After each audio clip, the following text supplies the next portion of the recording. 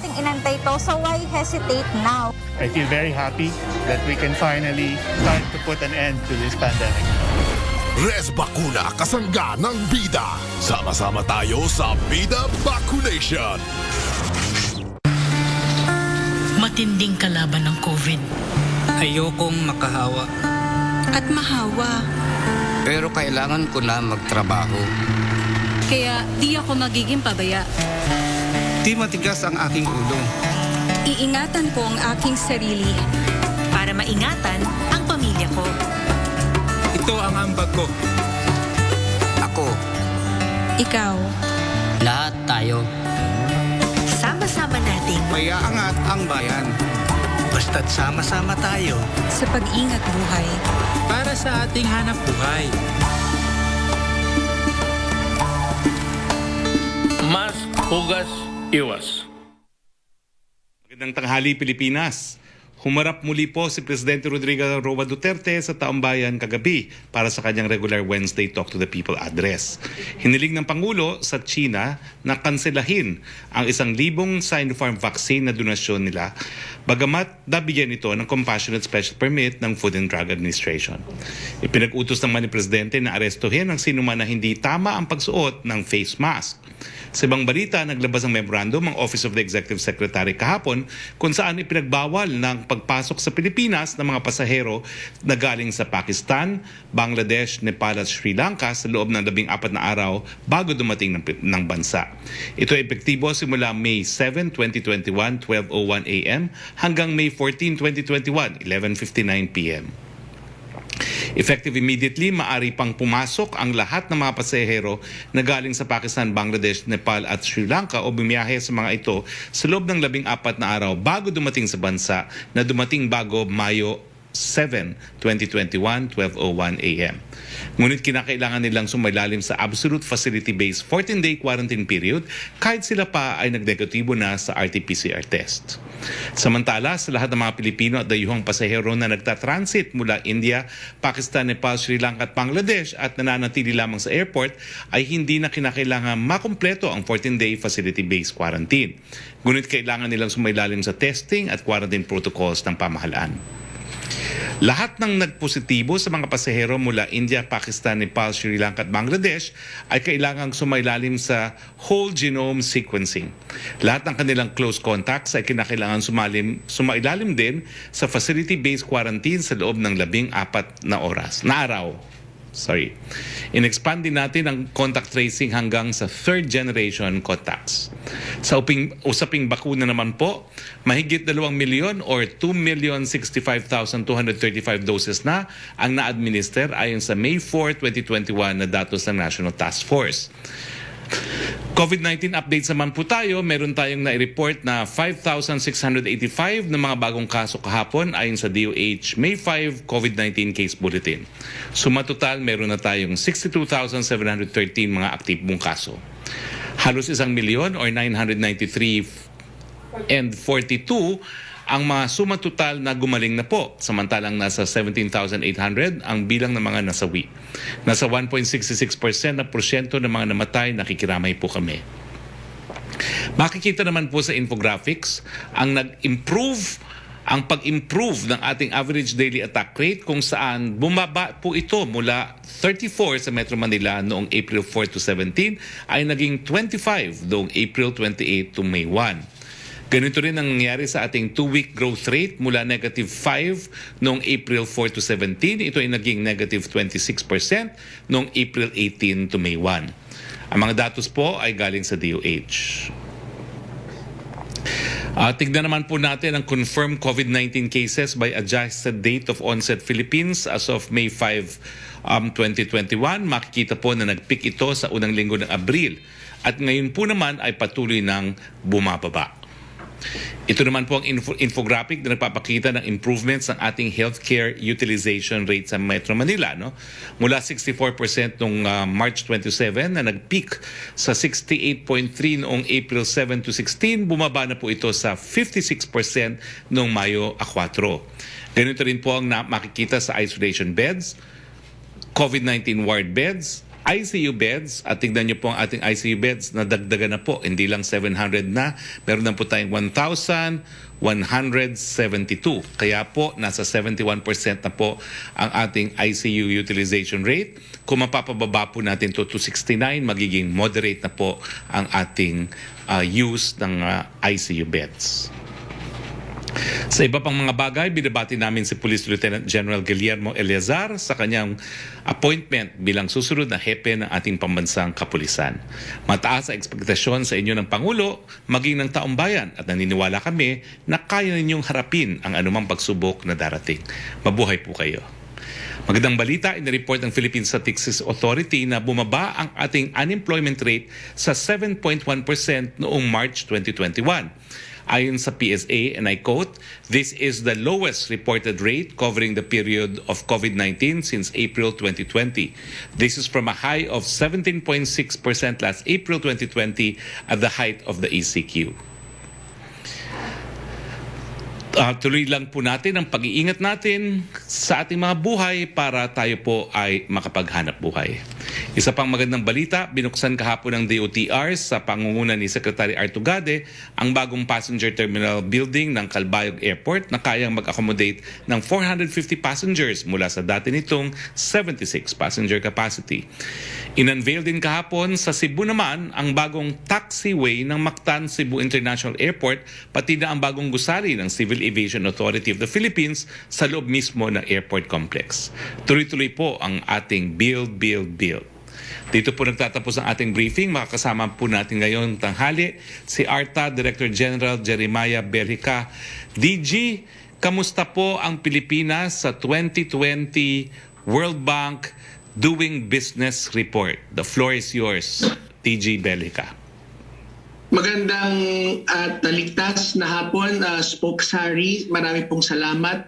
At sa lahat po ng ating mga kababayan, ngayong umaga lamang po ay nagkaroon ho kami ng Ease of Doing Business Summit na kung saan ay ito po ay idinaluhan ng iba't ibang mga government offices, entities at mga private sectors.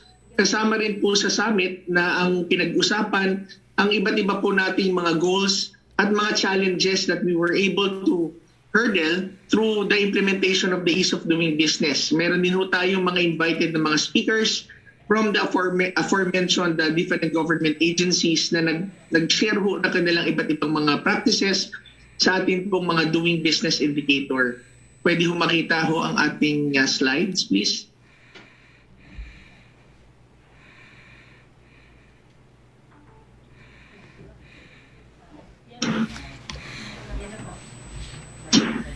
Can I share my slide? Okay, so sa atin pong ang Anti-Red Tape Authority po ay nagtatrabaho para mas maging efficient po at ma-expedite po ang mga government transaction. Nakita po natin ang napakadami pong mga progreso dahil po sa mga doing business indicators na atin hong inaayos ay nagkakaroon ho ng magandang mga resulta. Nung nakaraang taon po ay ang ating hong bansa ay nagkaroon ho ng 62.8 na score at nagkaroon ho tayong 95th placing o ranking po sa ating World Bank Doing Business Report ng 2020. Ito po isang malaking talon from previous 24th place to 95. Ibig sabihin 29 notches 4 places ang ating hong itinaas. Sa pamagitan po na to, maaari ho nating makita na ang pagtugon po ng mandato ng ating Pangulo sa napabilisin at mas mataasin po ang ranking at ang score po ng ating pong bayan sa global market. Nakikita rin po natin mga positive results as we exert efforts and work together sa ating pong mga importante at key agencies. However, marami pa rin hong mga kinakailangan at kailangan pagtulungan sa nalalapit pong mga araw. Next slide please. Ito nga pong nakaraang taon dahil sa ilan hong hindi lamang sa pandemya ay nagkaroon ho ng delay sa 2021 World Bank Doing Business Report dahil nagkaroon ho ng iba't ibang mga data irregularities sa iba pong mga bansa. Hindi ho Pilipinas ito pero ito po sa ibang mga bansa kung kaya minarapat ho ng World Bank na bisitahin po muli ang kanilang pong proseso at tingnan ho ng sigurado ho na maging mas accurate ang reflection po ng mga surveys nila. Next slide po. Isa ho sa mga challenges na atin pong kinakaharap ay yun nga ho nabanggit ho natin ang atin pong mas kinakailangan sigurong paigtingin ang mga proseso po nila sa World Bank na para makapture ang mga reforms na ginagawa ho ng mga bansa katulad ho ng Pilipinas. Next slide po. No? Meron ho ilang mga concerns at issues na ibinahagi din po ang tayo sa atin sa World Bank Group, the survey team, and that there are some inconsistencies doon ho sa mga resulta ng mga customer satisfaction survey, doon din po sa mga agencies at yung assessment po nung sa atin pong mga doing business respondents. As to the counting of processing of days, there needs to be a clear distinction between the preparation time and the applicant and the processing time of the agencies. Kung minsan ho kasi binibilang po ang pagtagal na kung nasaan ho nandoon ho sa nag-apply, no? At hindi ho nila kinukumpleto ang kalang mga requirements. So that also has to be clarified. Next slide po.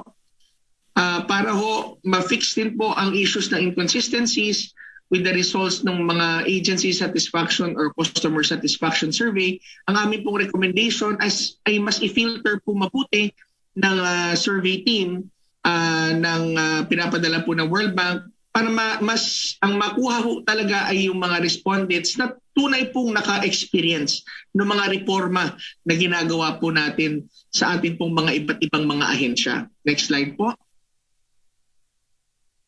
Isa rin ho dito na inabanggit ko na rin po na sa doing ang isa pang recommendation po natin is magkaroon ho ng malinaw na distinction on the time that it takes the applicant to prepare and send all the necessary documents and the time that it takes the agency or the LGU to approve the issues and permits.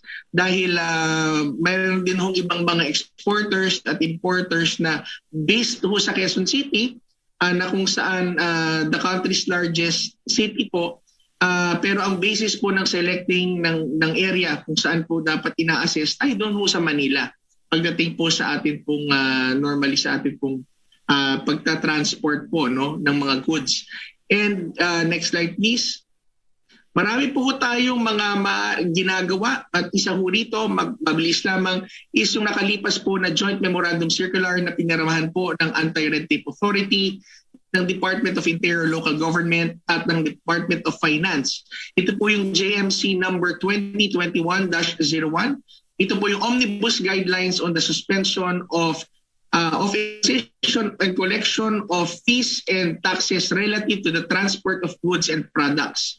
Ito po ay napakahalaga para po doon sa mga trackers po, no, doon sa ating po logistics sector. Next slide po. Dahil ito po ay in response doon sa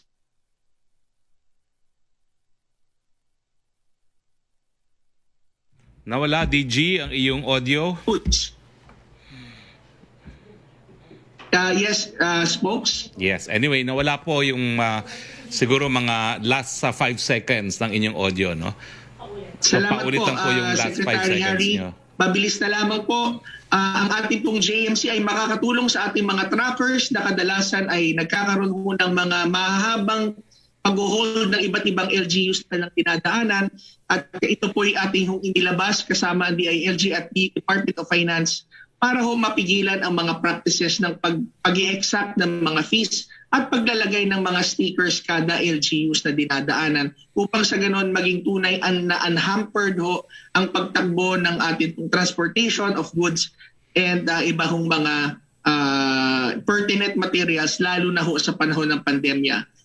Next slide po. Nais ho naming to discuss further as we hope that our efforts to improve and expedite government services ay tuloy-tuloy po. Tandaan ho natin ang sinabi ho ng ating Pangulo, sa oras ho ng pandemya, ang red tape ho ay nakamamatay.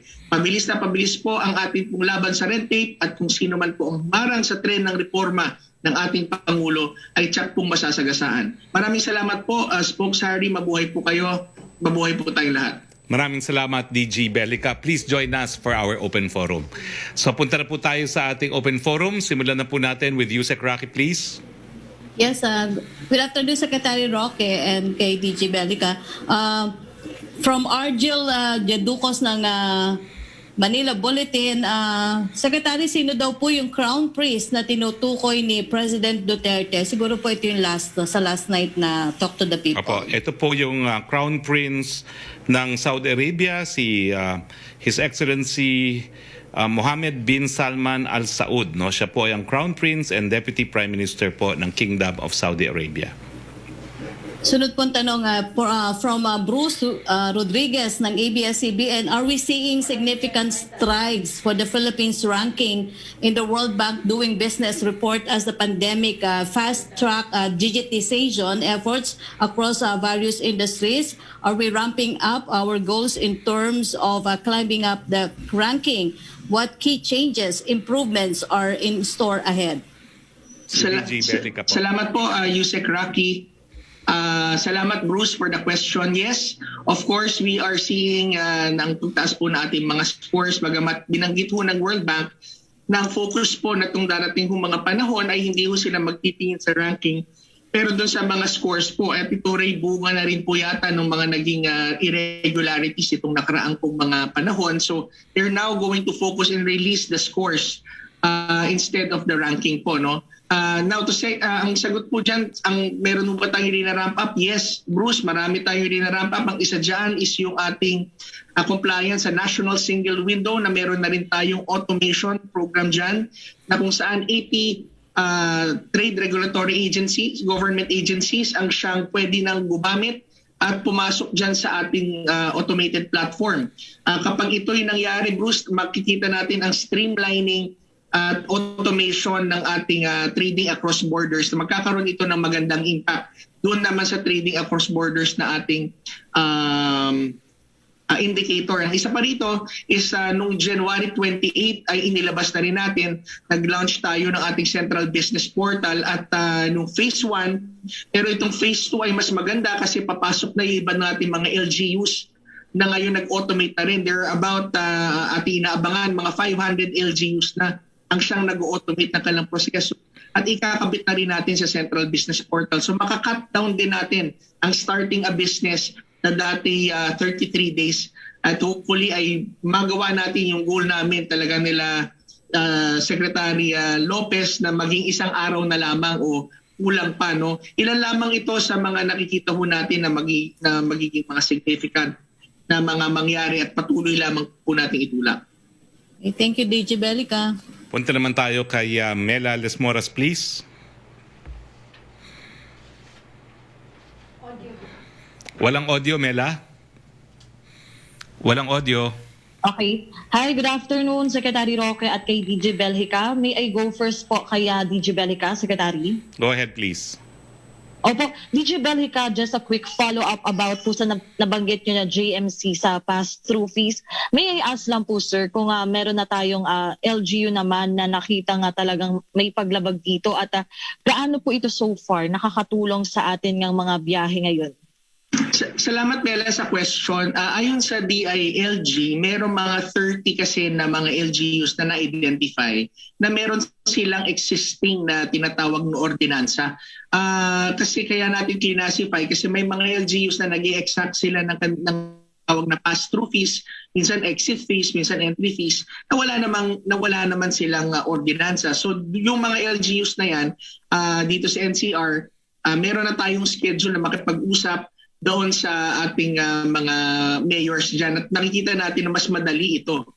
Kasi yung mga merong naman na mga tinatawag na ordinansa, ang amin hong inilagay dyan sa JMC ay suspindihin ang kanila pong implementation po ng kanilang ordinance at mag-conduct po ng regulatory impact assessment na ito po'y kaayon at kalinsunod rin sa batas po ng Anti-Red Tape Authority na bago para ho kanilang tanggalin at ribasahin. Kasi nandiyan pa rin kasi yung unending na discussion on local autonomy versus dun sa mga binibigay na mga memorandum circulars ng mga national government agencies. However, nakikita naman natin lalo na sa panahon ng pandemya ngayon and directive pa ng IATF ay consistent ang GMC namin na ito na unhampered dapat ang pagtakbo ng mga goods at services sa panahon ng pandemya. So we really do not see that there would be much resistance dyan.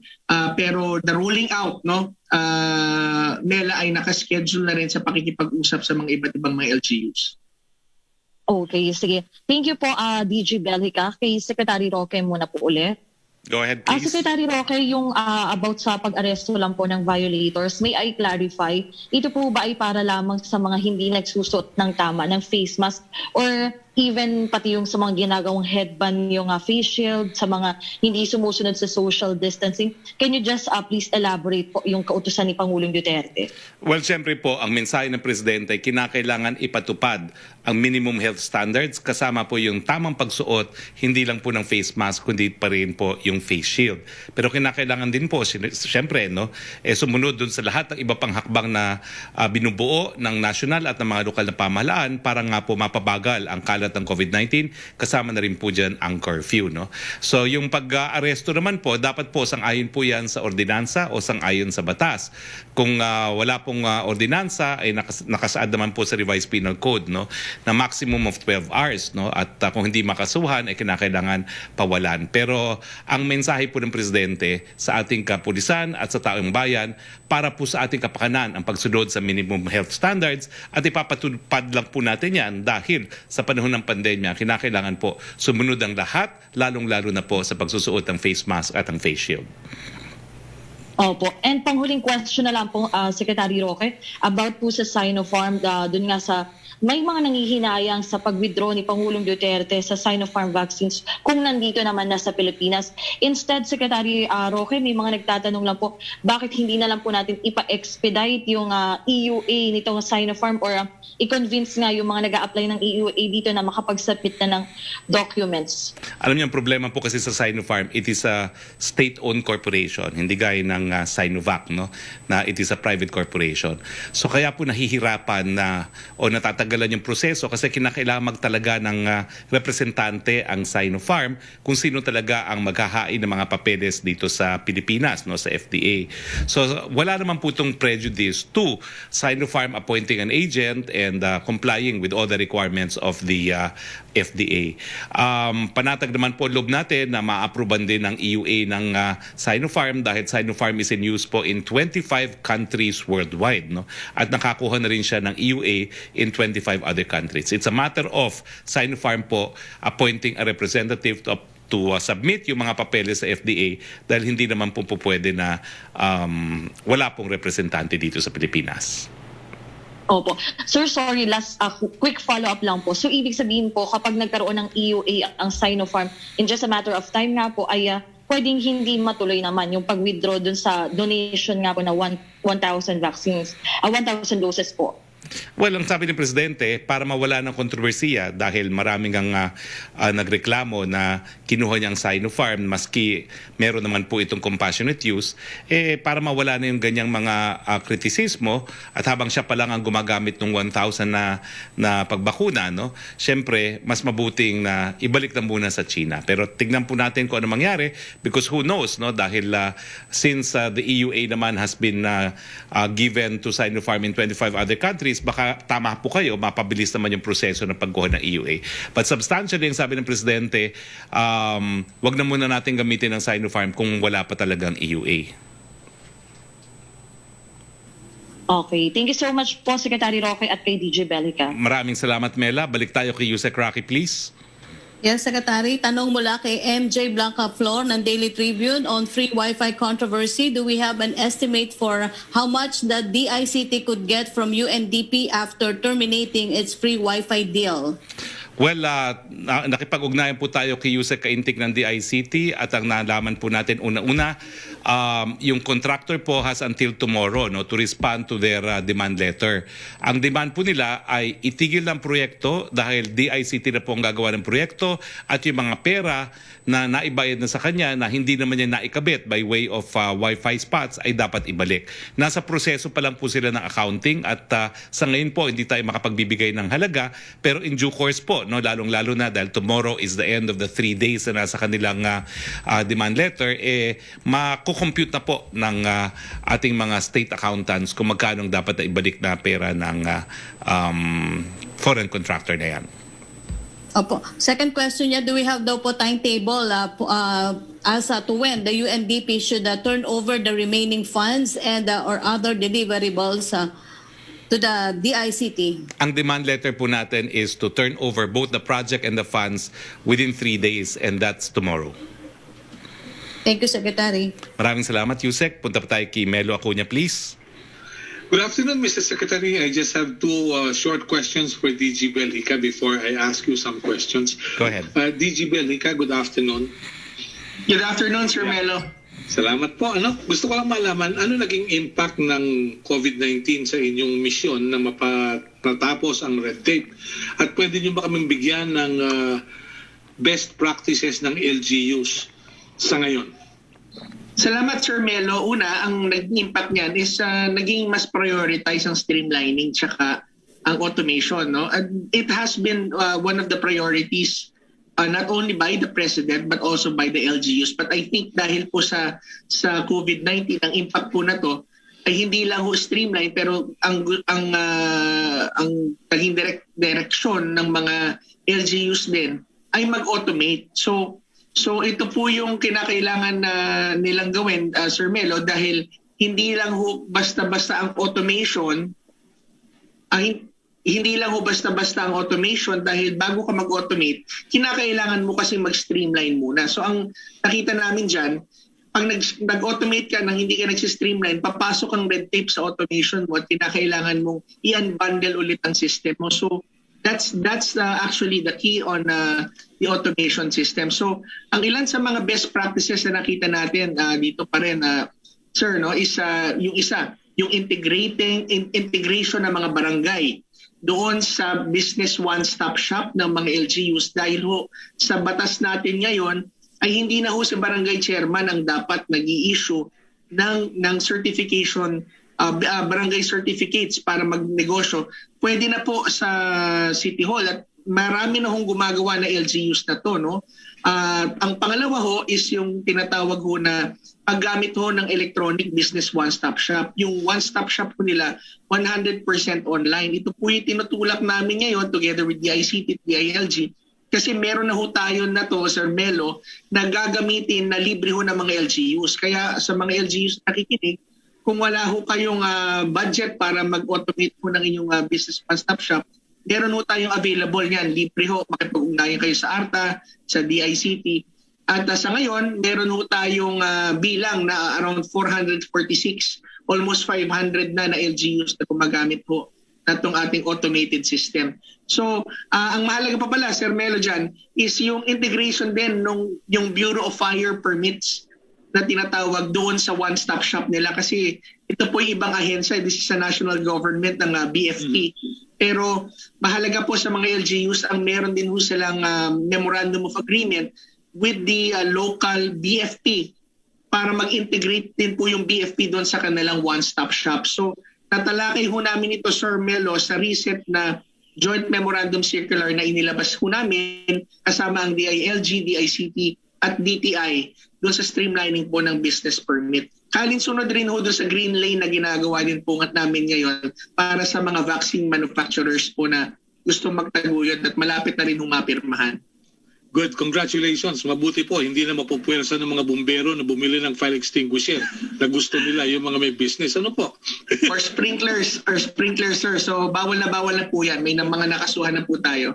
Very good. Secretary Harry Roque, good afternoon again. Good afternoon, Melo.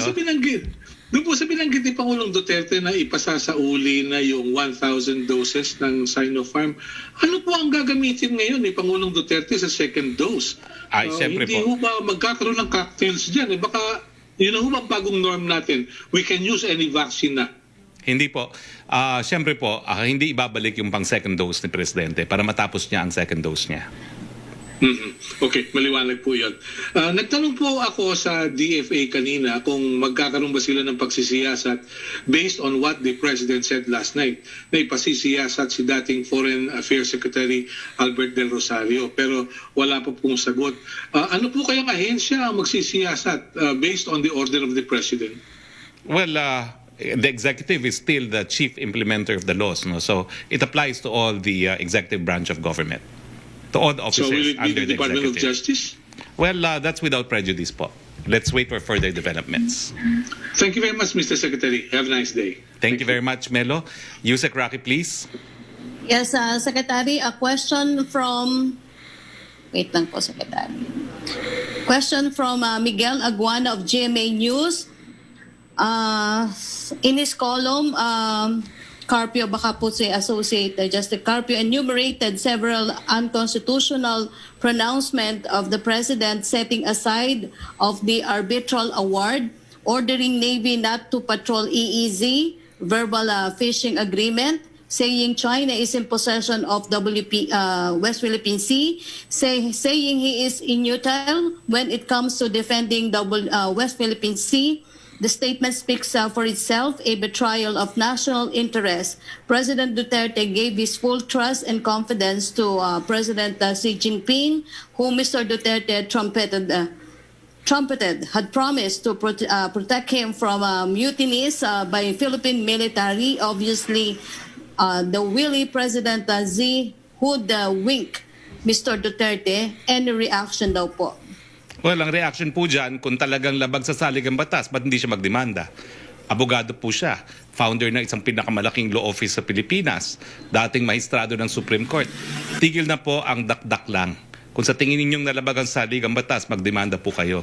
Pero malinaw po ang posisyon ng presidente dyan. Unang-una, anong sinasabi niya na walang ginagawa ang presidente? Sa administrasyon ni Pangulong Duterte, kauna-unahang pagkakataon, tinaboy ng Philippine Coast Guard ang mga mangingisdang China dyan po sa 72 nautical miles from Rizal of Palawan. No? At anong sinasabi niyang isinintabi ang arbitral award? Yan po ay hindi totoo dahil sa UN General Assembly mismo sinabi ni Presidente, pinaninindigan niya ang arbitral award. Ang problema lang talaga, wala pong mekanismo sa larangan ng international law para mapatupad o ma-enforce yung ganyang arbitral award. Ang tanging pamamaraan po talaga sa Security Council under Chapter 7 of the UN Council, Collective Security Measures. Pero para po maaprubahan ang Collective Security Measures, the use of force legally, kinakailangan po bumoto ang China. Unfortunately, China is one of the 5 states with the veto power at hindi po yan mangyayari. Yan po ang konteksto ng polisiya ni Presidente na isasantabi muna ang hindi po pwedeng mapagkasunduan, isusulong ang mga po pwedeng isulong gaya ng kalakalan at ng pamumuhunan. Question from Trisha Terada ng CNN Philippines. Yung first question po niya about Sinopharm ay nasagot ko na yung pati second dose ni Presidente. Ganon din po yung naging tanong ni Tina Mendez ng Philippine Star. Pareho sila ng tanong ni Trisha. And second question po niya ay did the President mean na no Sinopharm at all for the Philippines or hinihintay na po niya magka-EUA muna? Would he still consider fast-tracking the EUA of Sinopharm? Well, siyempre po, ang nasagot ko na yan, no, na ang importante magkaroon ng EUA. Kasi yung mga nagrereklamo po, dahil bagamat meron compassionate use, ang sinasabi nila dapat magantay ng EUA. At ang sabi ng Presidente, para walang away, ako lang naman ang nagpabakuna, buhay ko to, sige, antayin natin ang EUA. Yung third question po niya, nasagot niyo na rin yung kung mag-order ng investigation si Presidente dun sa supposed mishap of former DFA Secretary Albert De Rosario. Thank you, Secretary. Maraming salamat, Yusek. Punta naman tayo kay Joseph Morong, please. Hello, sir. Good afternoon. Good afternoon. Good afternoon, DG. Sir, my question is for you. Sir, yesterday, last night, the Presidente issued a challenge to debate kay Justice Carpio. Is he serious about a debate? Does he mean a face-to-face debate with the former justice? Or it's a figurative speech to mean that his position is stronger than the justices? I think it's both. I think they have been conducting this debate in public already. At ang hindi masagot-sagot ni Justice Carpio Anong pinamigay niyang teritoryo? Wala. Dahil ang unang-unang kasunduan niya sa China, status quo. Walang kukuning na isla sa Pilipinas, walang bagong reclamation. Samantalang sa panahon po nung administrasyon na nakalipas sa pamumuno ni Del Rosario, dyan po nawala ang Scarborough Shoal at dyan po nagpalaki ng mga base militar talaga, ng mga artificial islands ang China dun sa 3 isla. At syempre, kung maaalala nyo po, 1995, kung kailan Presidential Legal Council si retired Justice Antonio Carpio, dun din po nawala sa Pilipinas ang Mischief Shoal. Para bagang may pattern na kapag sila'y nakaupo sa kapangyarihan, nawawala mga isla. Wala pong ni isang islang nawala ang ating bayan sa administrasyon ni Presidente Duterte. I'm just interested, anong shape and form itong debate na mangyayari, if ever, kung ikukol si Justice Carpio? Ang sinasabi ko po, the debate has been ongoing as far as the Filipino people is concerned. Pero if he wants a formal debate, kahit kailan po yan, welcome naman po ni Presidente yan.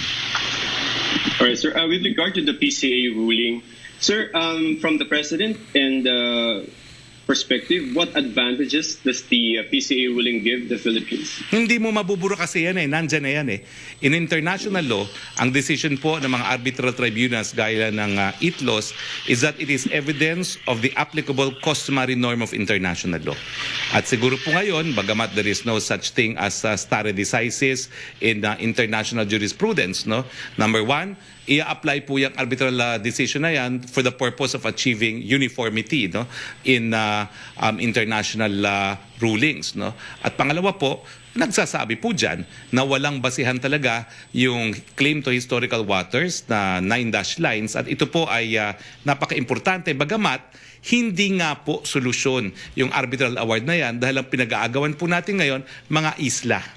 At ang desisyon ng International Tribunal on the Law of the Sea only refers to maritime matters. At sa international law po, maritime matters follow land territories dahil nga po ang maritime territories po are reckoned always from land territories. Sir, yung pong statement ni Presidente last night na sa usapang bugoy, sabihin ko sa'yo, bigay mo sa akin, sabihin ko sa'yo, papel lamang yan, itatapon yan sa waste basket. Does it not negate, sir, the PCA ruling? Well, because all of the reportings, render it useless. Alam mo, this is televised and you can play it again. Ang konteksto ng sinabi ng Presidente, that's as far as China is concerned. I-play niyo po uli. In other words, yan ang reaksyon ng China. Kaya nga, binabaliwala po yan ng China. Pero ang katotohanan naman, no, kahit papano, sabihin man ng China na binabaliwala niya yan, the fact na nakakangisda muli ang ating mga mangingisda sa Scarborough, nakabahagi ng arbitral award, talagang nagpapakita na kahit papano ang China sumusunod din doon sa ganyang arbitral award. Pero ang konteksto ng sinabi ng Presidente, yan yung perspektibo ng China. Papilang yan na itatapon sa waste basket. Kasi nga, hindi sumapi sa arbitration itself yung China. At sinasabi niya na walang jurisdiction over China ang arbitral tribunal.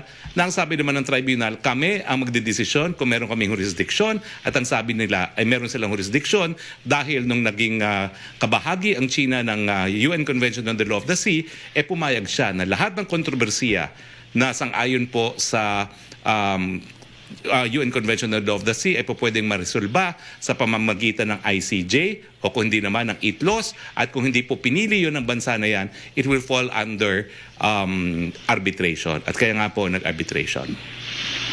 What does the president done to capitalize on the PCA ruling? There's only so much that you can do because yun nga po yung kakaiba sa international law, walang enforcement mechanism. Sa domestic law, pag meron kang desisyon, merong sheriff na po pwedeng tulungan ng kapulisan para ma-enforce ang iyong award. In international law, meron din tayong extreme remedy, which is, I said, is under Chapter 7, collective security measure. No? You can even resort to the use of force, although may requirement na dapat non-military means muna, gaya ng sanctions. Pero para ikaw ay magkaroon ng ganyang resolution, kinakailangan bumoto ang mga bansa na merong veto powers. At syempre, hindi naman papayag ang China dahil isa siya doon sa may veto powers. When you say there's only so much you can do, what do we mean by that? Has he done anything, sir? Well, he doesn't have to do anything because the award speaks for itself. The existence of the award itself is its own means of enforcement. Kahit anong sabihin ng China na binabaliwala niya, naririyan yan as evidence of the applicable customary norm of international law. All right, sir. Third, thank you for your time. Maraming salamat, Joseph. Punta tayo kay Yusek Roque uli. Okay, Secretary, from Kylie Atienza ng Business World, the President last night said the public cannot choose their own vaccine even if there are available alternatives. Official policy na po ba ito ng gobyerno sa vaccination program? Sa mulat-mula po ganyan ang pulisiya natin. Hindi po pwede na parang restaurant, ang gusto ko ganito, ang gusto ko ganito. Hindi po. Kung ano po yung naririyan, yun po ang ibibigay sa inyo at tanging frontliners lang po ang binigyan natin ng ganyang karapatan. Yung second question po niya about South China Sea ay natanong na rin ni Joseph Maurong. Pero ang follow-up po niya ay kung i-bring up daw po ni President Duterte yung ruling kay President Xi Jinping saying the talk should begin here. Alam niyo po, kasama din po ako dun Nung nag-usap sila na kauna-unahang beses yung trip na yon. Congressman pa po ako noon, hindi pa ako spokesperson. Pero narinig ko po sila na talagang at some point kinakailangan pag-usapan talaga itong mga unresolved territorial disputes. Bagamat ang sabi nga ni Presidente, baka hindi nga natin ito maresolba sa ating buhay. So, alam naman po natin na meron talaga tayong hindi pagkakasunduan pagdating sa teritoryo. Kaya nga po, ang ginagawa natin habang di tayo makapagkasundo ay inisasantabi natin. Pero importante po na ngayon, ang talagang binibigyan ng kahalagahan ng ating Pangulo, yung paghahanap buhay ng ating mga pangingisda. At sa ngayon naman po, bagamat kabahagi yan ng arbitral award na dapat mangisda ang lahat doon sa Boro, natutupad naman po yan. Dahil yung mga dating mga mangingisda natin na pinagbabawalawan at mga kliyente ko po yun, ngayon po ay nakapag-ngingisda na. Yung third question po niya, does this also mean that the country would no longer use the ruling to strengthen its alliance with traditional partners and forge unity with ASEAN neighbors to deter China's incursions in the disputed waterway? Hindi ko po maintindihan bakit binandel yung arbitral award doon sa alliance making. Kabahagi po tayo na ASEAN. Meron pong paninindigan ASEAN at sa ngayon po ang paninindigan ay prioridad yung Code of Conduct. Now, kabahagi rin po tayo ng mas malaking community of nations na nagbibigay ng importansya doon sa freedom of navigation at nanindigan na kinakailangan talaga para magkaroon ng kapayapaan ang maritime territories ng iba't ibang bansa ay limitado kung ano yung nakasaad sa ating UN Convention on the Law of the Sea. So yun po ang pagkakaisa natin. Worldwide consensus dahil ang UN po kakaiba po itong treaty. Ito lang po yung treaty na every provision kinakailangan sang-ayunan ng lahat ng estado na kabahagi. Kaya nga po miski ang Amerika ay hindi pumirma at nag-ratify ng UN Convention on the Law of the Sea dahil siya naman po ay kabahagi dun sa usapin, deemed bound po siya ng UN Convention on the Law of the Sea. As in fact, recognized po ngayon na all states are bound by the UN Convention on the Law of the Sea because it is a restatement of what is known as customary international law. Question from Pia Gutierrez of ABS-CBN. Nasagot niya na po yung about the Sinopharm. Pero ang follow-up po niya ay, can you tell us why the Chinese donated the Sinopharm vaccines in the first place? Was there a request from the Philippine government? Wala naman po, alam nyo, sa donasyon, it is found in all legal systems. That's an act of beneficence, generosity of the donor. So wala naman pong usapin na requirement para mag-donate. Ang second question po niya, kanino ba dapat gagamitin ang Sinopharm vaccines na ito? Is this for the general population? Iba pa po ba ito sa gagamitin ng PSG?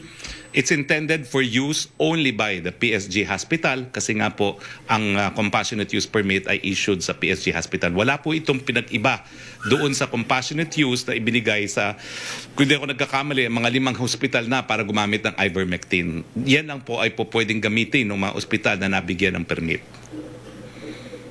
Ang third question po niya, does this mean that the President does not want the PSG to be inoculated with Sinopharm? Hindi po, nasagot ko na po. Antayin na lang yung EUA para wala ng kontrobersya. Ang fourth question po niya, the WHO Strategic Advisory Group of experts said that it had a low level of confidence on the effectiveness of Sinopharm in preventing the disease in older adults 60 years old and above. If so, what was the basis of the president's doctors in recommending the use of Sinopharm to him? That's for his doctors to answer. Pero kaya nga po sabi ni Presidente, ibalik na muna, hayaan na muna yung proseso ng EUA, for which he also apologized. Malinaw po yan. Opo, may clarification lang po si Joe Montemayor. So, saan daw po kukunin ang second dose ng Sinopharm ni President Duterte na naiturokan na ko ipinababawi ito at paano daw po at ilan daw po ang naturokan ng Sinopharm? Well, already answered. Hindi po natin ibabalik yung pang second dose. Tatapusin po natin yung second dose. Thank you, Secretary. Maraming salamat. Pia Renada, please. Hello, sir. Can you hear me? Yes, please. Oh, yes, binalikan ko po yung transcript because you said yung sinasabi ni President about throwing the Hague ruling in the wastebasket referred to the perspective of China. But rereading it, parang hindi, sir. Kasi he was referring to him, like yung kanyang pronouns were akin. So for example, sir, actually in sa usapang bugoy, sabihin ko sa iyo, ibigay mo sa akin, sabihin ko sa iyo. PI, papel lang yan, itatapon ko yan sa wastebasket. So sir, it really sounds like he's undermining the Hague ruling when last year in the UNGA, didn't he say that the Philippines would reject all attempts to undermine the Hague ruling? Isn't he doing that? Kaya nga po, importante yung deklarasyon niya sa UN sa General Assembly. That is his declaration to the whole world. And that is why you have to construe his statement in the proper context. And that context is what he said in the UN General Assembly. It appears, Pia, that we have a genuine difference in appreciation of what he said, and that's why you need to apply some kind of construction to what the President said. And I reiterate, no, the context, the proper construction should be pursuant to what he said to the UN General Assembly, which is the most authoritative declaration of the Duterte administration policy on the West Philippine Sea. Well, you're saying we should just ignore what he said last night, given that it's the more recent statements. Would it be possible na nagbago yung isip niya? Sinagot na kita. You need to construe it kung ano yung sinabi niya sa UN General Assembly dahil yun na yung pinaka-authoritative and pinaka-comprehensive statement of his administration's policy on the West Philippine Sea. So, sir, why did he have to make that statement yesterday? He was belaboring the point kasi nga paulit-ulit ang sinasabi ni Justice Carpio na hindi raw niya ginagawa ng paraan para ma-enforce. Paano mo nga i-enforce yan? Wala nga mekanismo sa daigdig. Ang sinasabi ni Justice Carpio, pumunta ka sa UN. I have taught international for 15 years and studied it as a specialty. Talagang yan po ang problema sa UN General Assembly. Minsan lang po na nagkaroon ng bisa yung Uniting for Peace Resolution kung saan nagbuo po ng UN force for the former Congo despite the fact that it was not the Security Council that acted on it. At ang sabi ng ICJ, well, the Security Council has primary jurisdiction for the maintenance of international peace but does not have exclusive jurisdiction which the GA can also exercise. But there's only been one instance it was done, and that was to pursuant to the Uniting for Peace resolution creating a peacekeeping force for the Congo. Hindi na po naulit yan. In all other resolutions of the UN General Assemblies are non-binding except where they restate customary norms of international law. But sir, even if that were the case, let's say he was just airing his frustration last night, why does he have to make those personal insights known, knowing that doing so might signal to China that his heart is not actually in the fight, na he doesn't really see value in the Hague ruling. So why can't he just keep those thoughts to himself and maybe let the diplomats work with the Hague ruling instead of what sounds like undermining it, like hindi kasi klaro rin eh. So he could also be misunderstood by China or by other countries. So why does he have to make these thoughts known, knowing the consequences of those kinds of remarks? Pia, you asked the same question, I've answered. Same answer. Okay, sir. Let's move on, sir, sana po to what the President said about arresting violators yung sa mask wearing. Sir, isn't this too harsh, especially when DOJ Secretary Guevara earlier said that arresting quarantine violators, he's recommending to just do community service for them instead of arresting them. Kasi sabi nga niya, mahirap ang buhay sa pandemya. So how come the president is backtracking or going against this? Isn't this too harsh given nga the suffering that people are going through now? Certainly not. Kasi bago mo mapagawa sila ng community service, kailangan ma-apprehend mo muna sila. And that's what the President says. I-apprehend yung mga lumalabag sa minimum health standards. Hindi pa po parusa yon. Now, ang konteksto po niyan, siyempre, may karapatan ng pulis na mag-apprehend kapag sila mismo ay nakakita o naging testigo sa paglabag ng batas or ordinansa. At ang paglabag sa ating mga minimum health protocols, dahil meron tayong ordinansa na nagpapatupad niyan, ay nagbibigay daan para nga magkaroon ng outright apprehension, warrantless arrest dahil a crime was committed in the presence and with the full personal knowledge of the police officer. But the president also said detain, arrest and detain violators. Well, because under the law, you can detain them until they are charged in court. If you detain them for more than 12 hours, 12, 16, or 36 ata yun, no? If you don't charge them, depending on whether or not it's a light, a medium, or serious offense, pwedeng makasuhan naman yung police. So yung order po is to arrest, detain, and then impose community service also on top of all of that? Already answered, no? Apprehend and mete out the proper penalty, but the penalty cannot be imposed without charging them. Okay? Thank you, sir. Maraming salamat, Pia. Punta tayo kay Yusek Roque, please. Yes, Secretary, mula kay Virgil Lopez ng GMA News Online. Yung first question po niya, nasagot niya na about yung wearing face mask. The Food and Drug Administration said it has not received any information from the Presidential Security Group regarding the doses of Sinopharm vaccine the PSG received in 2020. Will the palace order the PSG to supply the FDA with information to aid its investigation? That's not the role of the palace. We have investigative agencies for that. Yung third question po niya, the Saudi press agency has reported that President Duterte and Saudi Arabia's Crown Prince Mohammed bin Salman had a telephone conversation yesterday. Can the palace confirm this? May we know the details of that phone call? Pareho po sila nagtanong ni Argel ng Manila Bulletin. Salamat po sa tanong kasi yung unang tanong kung sino lang kinuusap ni Presidente. Sabi ko, ba't walang nagtatanong kung ano yung pinag-usapan? Anyway, alam naman po natin na ang Saudi Arabia po kasi ay nangunguna doon sa kampanya na para baguhin yung tinatawag na Khalifa. No? Ito po ay, so ang pag-uusap po ay nakasentro doon kung paano po mapapalakas pa ang proteksyon na ibibigay sa mga manggagawang Pilipino na nasa Saudi Arabia. Bukod po doon, alam niyo po itong laban natin para mabago nga itong Khalifa system neto. No? Ito po ay parang modern day civil rights movement. At syempre po, bagamat aktibo ang Saudi Arabia dito, isa siguro sa pinakamalakas na sumusuporta dito sa mga initiative neto ay ang Pilipinas dahil nga sa numero ng ating mga kababayan na nagtatrabaho po sa Saudi Arabia. Pinag-usapan din po nila na sa panahon ng pandemya, kinakailangan magkaroon po talaga ng sistema na lahat po ng bansa sa daigdig, mahirap o mayaman, ay dapat magkaroon po ng bakuna. No? Dahil kung hindi naman po ligtas ang lahat, wala pong ligtas dito sa pandemyang ito. So yun po in gist ang mga napagkausapan po ng ating Presidente at ng Crown Prince po and Deputy Prime Minister ng Saudi Arabia. A question from Chris Jose of Remate Online. May anim na biyahero. I think lima po ito. May 5 biyahero Wait, po I'm mula sorry. sa India. I'm sorry, sabi ko Khalifa. Kafala system. Sorry, I stand corrected. Alam niyo naman ako, no? Sorry, talaga yung mga detalye niya. Palagi ako nagkakamali. Kafala system. Okay. Thank you. Go ahead, Yusek, please. Sorry for interrupting you. Apo.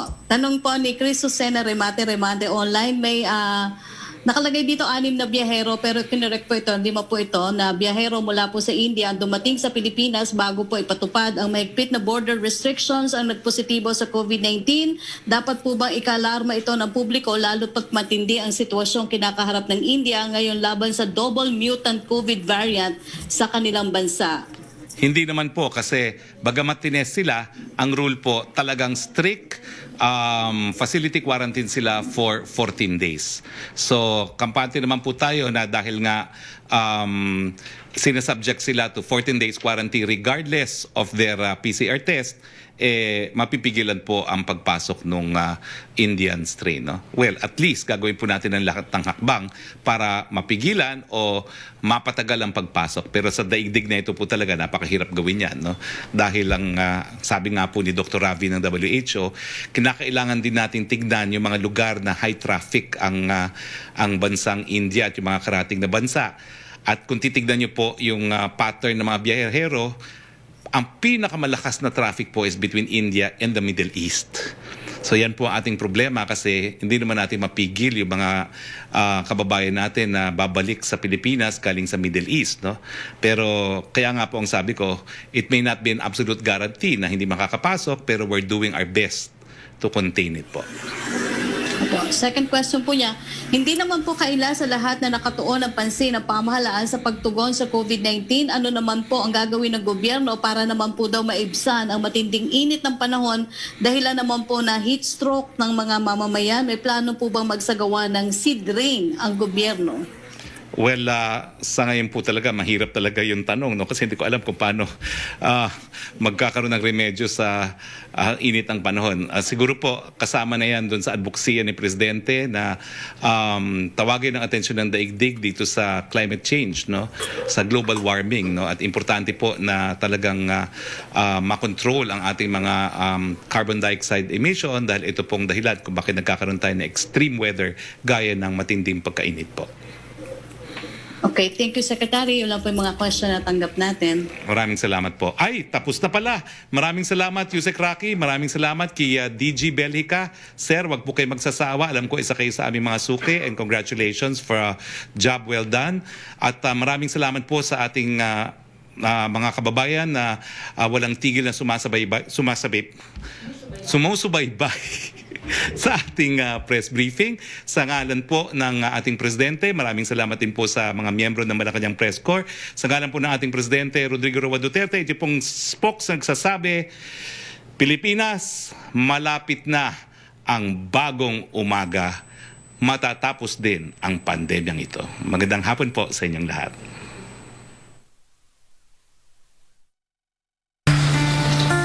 Matinding kalaban ng COVID. Ayokong makahawa.